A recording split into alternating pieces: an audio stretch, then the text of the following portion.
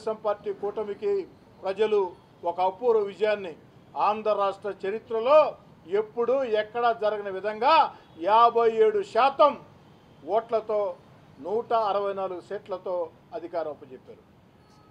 చంద్రబాబు నాయుడు గారు ముఖ్యమంత్రి సమయానికి గత వైఎస్ఆర్ కాంగ్రెస్ పార్టీ జగన్ రెడ్డి గారి విధానాలతో రాష్ట్రం ఆర్థికంగా దివాలా తీసినా ఈ రాష్ట్రాన్ని గాడిన పెట్టేదానికి తన అపార అనుభవంతో చంద్రబాబు నాయుడు గారు ఒక పక్క అభివృద్ధి కార్యక్రమాలు మరో పక్క సంక్షేమ కార్యక్రమాలు కొనసాగిస్తూ గత విధానాలతో రాష్ట్రం ఆర్థికంగా దివాలా తీసినా ఎన్నికల్లో ఇచ్చిన హామీలు ఒక్కొక్కటి నెరవేర్చుకుంటూ వస్తూ అన్నిటికీ మించి ప్రపంచంలో రాజధాని లేని రాష్ట్రం ఆంధ్రప్రదేశ్కి ఒక చక్కటి రాజధాని అమరావతి నిర్మిస్తూ ఆంధ్రప్రదేశ్ రైతాంగం దిశ మార్చే పోలవరాన్ని పరుగులు పెట్టిస్తూ మన బిడ్డలకు ఉద్యోగాలు వచ్చేదానికి పారిశ్రామిక పెట్టుబడులు ఆకర్షిస్తూ ఆంధ్రప్రదేశ్ని అన్ని రకాల ముందుకు తీసుకుని పోతున్నారు.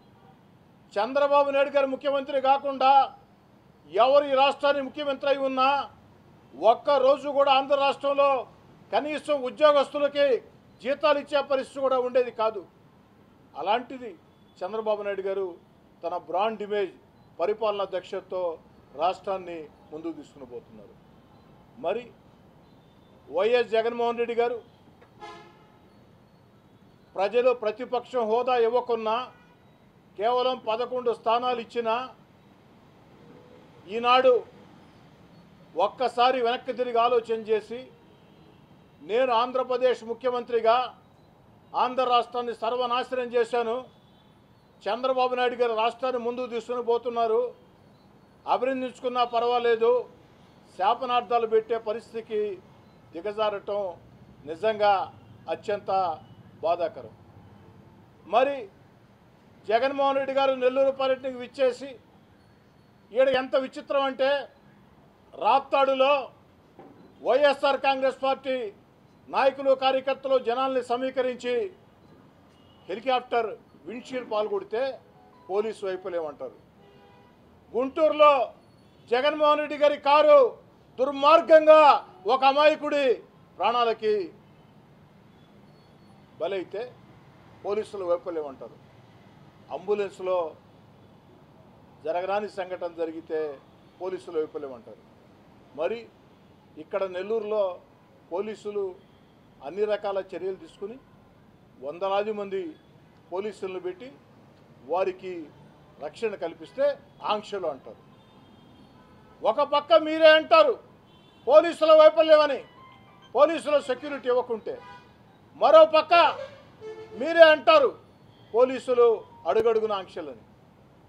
అన్నిటికీ మించి దుర్మార్గం ఏమిటంటే ఈరోజు జగన్మోహన్ రెడ్డి గారు మాట్లాడుతూ చంద్రబాబు నాయుడు నువ్వు బావిలో దూకాలా అన్నాడు.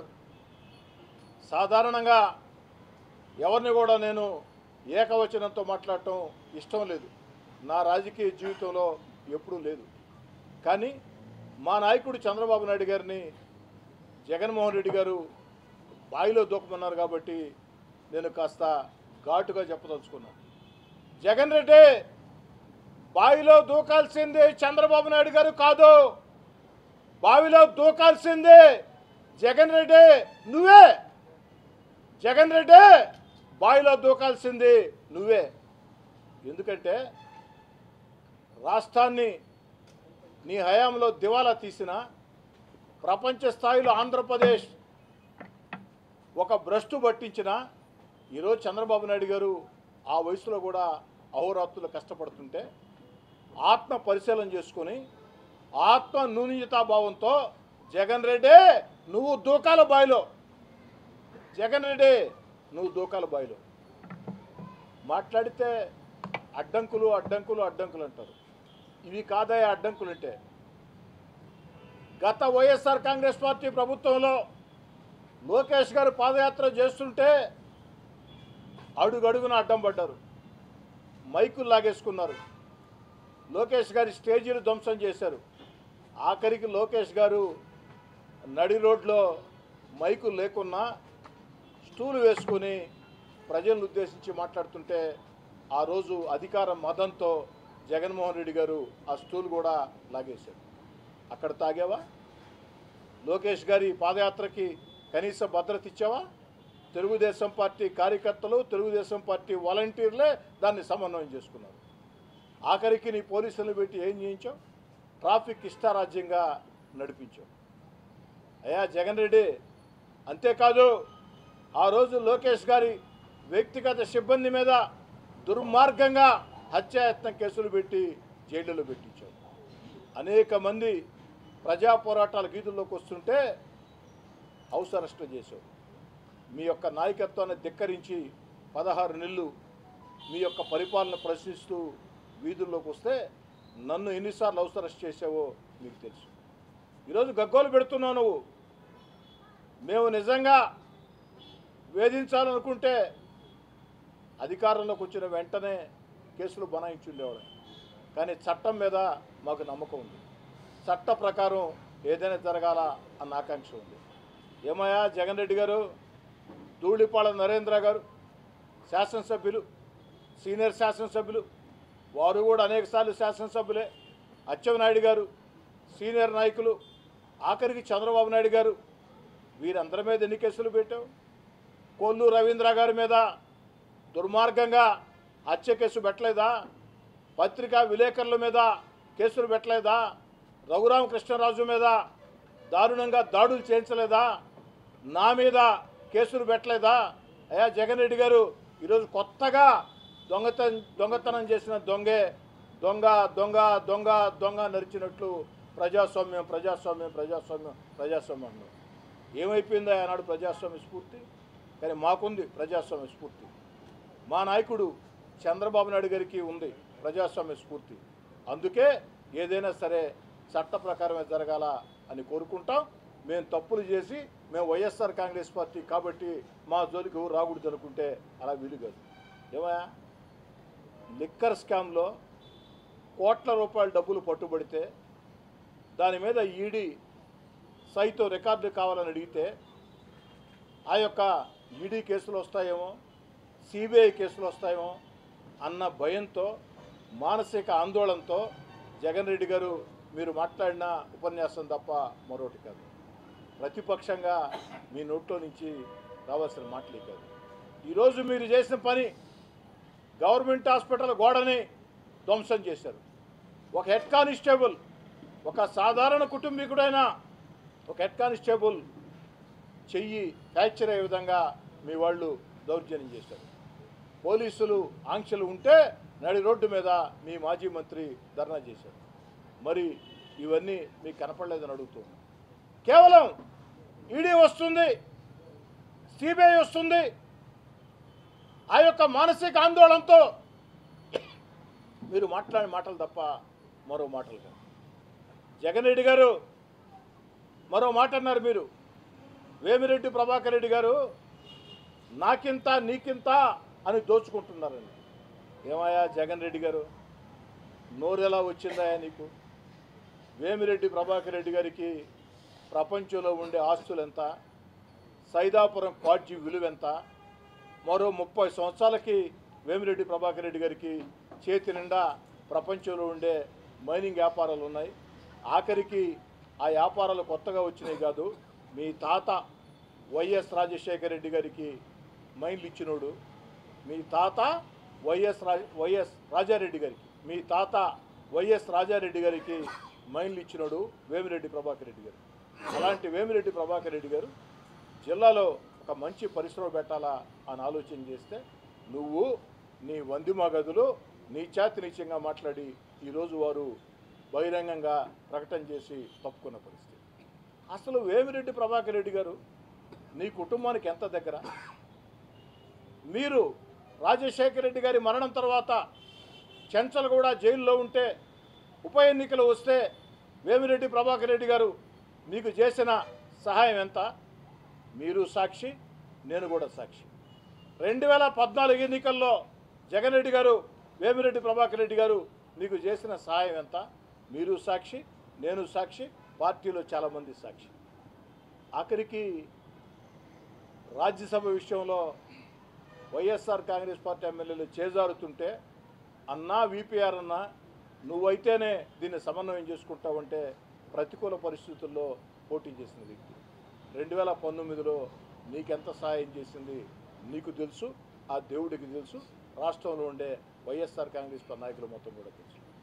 అలాంటి వేమిరెడ్డి ప్రభాకర్ రెడ్డి గారు మీ విధానాలు నచ్చక విరుపులకు వచ్చారు.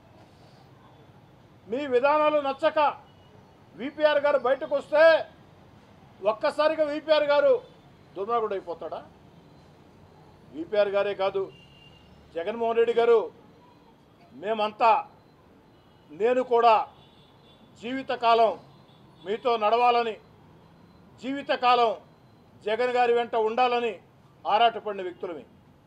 జగన్ గారు మీరు కష్టాల్లో ఉన్నప్పుడు మీ వెంట నడిచిన వ్యక్తులమే. మీరే కాదు, మీ తండ్రి వైఎస్ రాజశేఖర రెడ్డి గారికి, మీ తాత వైఎస్ రాజారెడ్డి గారికి 3 తరాల బంధం మీ కుటుంబంతో ఉన్న వ్యక్తిని. ఆఖరికి నేను మరణిస్తే నా అంతిమయాత్రలో ముఖ్యమంత్రి హోదాలో జగన్ రెడ్డి గారు రావాలని బహిరంగంగా మాట్లాడిన వ్యక్తిని. మాలాంటి కరుడు గట్టిన జగన్మోహన్ రెడ్డి గారి వెంట నడిచిన వ్యక్తులు, మాలాంటి వాళ్ళ నమ్మకాన్నే నువ్వు వదులుకున్నావు, మాలాంటి వాళ్ళనే నువ్వు వదులుకున్నావు, నీ దారి నువ్వు చూసుకున్నావు, మా దారి మేము చూసుకున్నాం. మరి దారులు మారినంత మాత్రాన రాజకీయ విధానాలు మారినంత మాత్రాన నీ ఇష్టారీతిగా మాట్లాడుతున్నావా? మరి జగన్ రెడ్డి గారు, సోనియా గాంధీ గారు మిమ్మల్ని లోక్సభ టికెట్ ఇచ్చింది. ఈరోజు మీకు సాక్షి పత్రిక, సాక్షి టీవీ అపార ఆస్తులు ఉన్నాయంటే సోనియా గాంధీ గారి ఆశీస్సులే కారణం. పార్టీలో నుంచి వెలుపులకు వచ్చే వారం ముందు జగన్ రెడ్డి గారు ఏం మాట్లాడేది? మీరు నా ఒంట్లో ఉండేది కాంగ్రెస్ రక్తం, నా తల్లి సోనియా గాంధీ అన్నావు. మరి నా తల్లి సోనియా గాంధీ అన్నావు మీరు, నా ఒంట్లో ఉండే కాంగ్రెస్ రక్తం అన్న మీరు, సాక్షిలో ఫస్ట్ పేజీలో వార్తలు రాయించిన మీరు, వారం తర్వాత సోనియా గాంధీని ఇటాలియన్ బొమ్మ అన్నావు, కాంగ్రెస్ పార్టీని నీచాతినిచ్చగా మాట్లాడావు. జగన్ రెడ్డి గారు, మీకు అన్యాయం, వేరేవాళ్ళకి అన్యాయమా? మీరు చేస్తే మాత్రం అది సంసారం, వేరే వాళ్ళు చేస్తే మాత్రం అది మరొకట. జగన్ రెడ్డి గారు, ఇది పద్ధతి కాదు. ఇకపోతే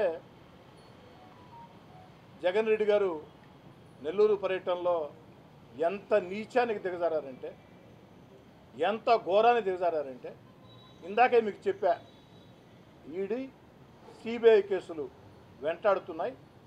లిక్కర్ స్కామ్లో అడ్డంగా దొరికా, రేపు క్వాడ్జీ స్కామ్లో మరో స్కామ్లో ఎన్ని స్కాముల్లో దొరుకుతామో అని ఒక నిరాశ నిస్పృహలో మాట్లాడుతూ, రాజకీయాలు విమర్శలు సహజం, ప్రసన్న అన్న మాట్లాడాడు, తిరిగి ఆమె మాట్లాడి ఉండాలా అని మాట్లాడాడు. జగన్ రెడ్డి గారు, నల్లపరెడ్డి ప్రసన్న కుమార్ రెడ్డి గారు వేమిరెడ్డి ప్రశాంత్ రెడ్డి గారిని మాట్లాడిన మాటలు, నల్లపరెడ్డి ప్రసన్న కుమార్ రెడ్డి గారు వేమిరెడ్డి ప్రశాంత్ రెడ్డి గారిని మాట్లాడిన మాటలు మీ కుటుంబ సభ్యుల గురించి మాట్లాడితే ఆ రోజు కూడా ఇదే విధంగా మీరు స్పందిస్తారా? జగన్ రెడ్డి గారు సూటిగా స్పష్టంగా సమాధానం చెప్పాలా. ఒక మహిళా శాసనసభ్యురాలు అక్క అక్క అక్క అక్క అక్క అంటూ ఆమె చుట్టూ తిరిగావు జగన్ రెడ్డి గారు. అన్నా అన్నా అన్నా అన్నా అన్నా అంటూ వేమిరెడ్డి ప్రభాకర్ రెడ్డి గారు చుట్టూ తిరిగావు. మరి అలాంటి కుటుంబం మీద, వేమిరెడ్డి ప్రశాంత్ రెడ్డి గారి మీద ఉచ్చ నీచాలు మరిచే రీతిలో మానవ జన్మ ఎత్తిన ప్రతి ఒక్కరూ అసహించుకునే రీతిలో నల్లపరెడ్డి ప్రసన్న కుమార్ రెడ్డి గారు వ్యాఖ్యలు చేస్తే ఆ వ్యాఖ్యలను సైతం సమర్థించే విధంగా తప్పేమన్నాడు ప్రసన్న? విమర్శలుంటే విమర్శలు చేయాలా, అనుచిత వ్యాఖ్యలు చేస్తే అనుచిత వ్యాఖ్యలు చేసుకోవాలా అన్నావు. మరి ఇదే వ్యాఖ్యలు నీ కుటుంబ సభ్యుల మీద చేస్తే జగన్ రెడ్డి గారు ఆ రోజు కూడా మీరు ఇదే అంటారా? ఒక్కసారి సూటిగా స్పష్టంగా సమాధానం చెప్పండి. పాపం జగన్ రెడ్డి గారి నెల్లూరు పర్యటన ఎంత విచిత్రంగా సాగిందంటే, అడుగడుగున ఒక 4-5 పాయింట్లు పెట్టారు వైఎస్ఆర్ కాంగ్రెస్ పార్టీ నాయకులు. 7 నియోజకవర్గాల నుంచి జనాలను సమీకరించారు. 4 పాయింట్లు 7 నియోజకవర్గాలు. పాపం ఆడ ఆగటం, జనం పల్చగా ఉండటంతో వెహికల్ కదలదు, ఆడే ఉంటుంది. జగన్ రెడ్డి గారు వెలుపులకు వస్తారు, ఇట్టి అంటారు, మళ్ళీ లోపల కూర్చుంటారు, మళ్ళీ వెనక నుంచి రండి రండి రండి రండి రండి అంటాడు. ఇవన్నీ నేను చెప్పడం కదా, జగన్ రెడ్డి గారు స్పష్టంగా టీవీల్లో మొత్తం కూడా అన్నీ వచ్చాయి. కాబట్టి జగన్ రెడ్డి గారు ఇప్పటికైనా పునరాలోచన చేసుకొని మీకు ఇంగిత జ్ఞానం ఉంటే ఖచ్చితంగా చంద్రబాబు నాయుడు గారికి క్షమాపణ చెప్పాలా, నెల్లూరు జిల్లా ప్రజలకి క్షమాపణ చెప్పాలా. నెల్లూరు గడ్డ మీద చంద్రబాబు నాయుడు గారి గురించి మీరు మాట్లాడిన అనుచిత వ్యాఖ్యలు, వేమిరెడ్డి ప్రభాకర్ రెడ్డి గారి గురించి, వేమిరెడ్డి ప్రశాంత్ రెడ్డి గారి గురించి మీరు మాట్లాడిన అనుచిత వ్యాఖ్యలు, వీటికి క్షమాపణ చెప్పాలా అని కోరుకుంటూ పోలీస్ యంత్రాంగాన్ని కూడా నేను కోరుతూ ఉన్నా.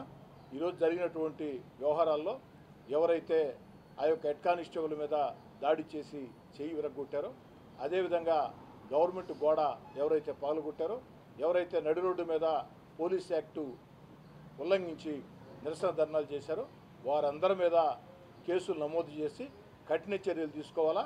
ఆ కఠిన చర్యలు తీసుకుంటే మరోసారి ఇలాంటి సంఘటనలు పునరావృతం కావు అని కోరుకుంటున్నాను. ఎమ్మెల్యే గారు 3 ఏళ్ల తర్వాత అధికారాలు రాబోతున్నాం, ఎవరిని వదలమని చెప్తున్నారు జగన్మోహన్ రెడ్డి. జగన్ రెడ్డి గారు పాపం మీరు మాట్లాడుతూ ఉంటే మీరేమంటున్నారు? చంద్రబాబు నాయుడు బాయిలు దూకమన్నారు, 3 ఏళ్ల తర్వాత అధికారంలోకి వస్తా అన్నారు, వస్తే ఇదే పద్ధతి అన్నారు.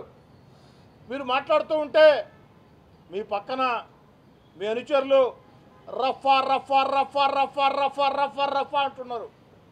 ఏంద్ర స్వామి రఫా రఫా? ఏంద్ర రఫా రఫా? ఇదేమన్నా టెంకాయ చెట్లా? రఫా రఫా అరటి చెట్లా? రఫా రఫా అవునాయా? జగన్ రెడ్డి గారి పక్కన చేరి రఫా రఫా రఫా రఫా రఫా అంటున్నారే. 16 నెలలు మీ అధికారాన్ని వదులుకొని జగన్ రెడ్డిని ధిక్కరించి ఈదుల్లోకి వచ్చా. ఆ 16 నెలలు నా మీదకి ఎందుకు రాలేదురా? రఫా రఫా రఫా రఫా రఫా. ఏ రఫా రఫా మీకే వచ్చా? రఫా రఫా మీ పేటెంటా? ఏంది రఫా రఫా? టెంకాయలా? రఫా రఫా రఫా. అరటి చెట్ల? రఫా రఫా రఫా. లేదు రాయలసీమలో చీని చెట్ల? రఫా రఫా రఫా. ఏంది రఫా రఫా? 16 నెలలు జగన్ రెడ్డి గారు వంది మొగదులారా, మీకందరికీ సవాల్ చేస్తున్నా.